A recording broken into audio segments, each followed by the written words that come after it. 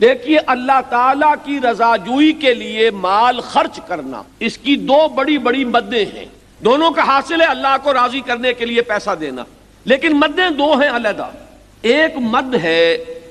غرباء، فقراء، سائلین، یتیم، بیواؤں اور مقروضوں پر خرچ کرنا، یعنی انسانوں ہی میں سے جو محتاج ہیں، ضرورت مند ہیں،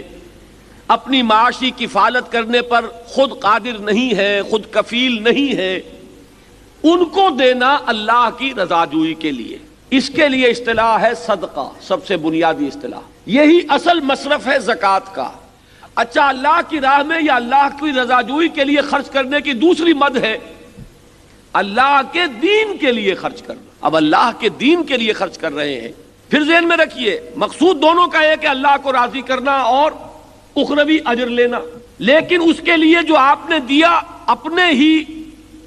جو آپ کے رشتہ دار ہیں، بھائی بہن ہیں، ہم جنس ہیں، ہم نوع ہیں، آپ کی اپنی انسانی برادری کے افراد ہیں، ان کو دیا نا، یہ ایک مد ہوئی۔ اللہ کی نگاہ میں اس کی بھی بڑی قدر ہے، بہت اجر دے گا،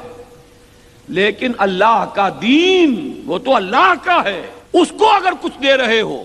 اس کے لیے کچھ خرچ کر رہے ہو، تو اللہ اسے اپنے ذمے قرض سے تعبیر کرتا، اس لیے کہ تم نے میرے دین کو دیا، میرے نام کی سربلندی کے لیے دیا، میرے دین کو کا بول بالا کرنے کے لیے دیا، تو یہ گویا کہ قرض حسنہ ہے اللہ کے ذمے۔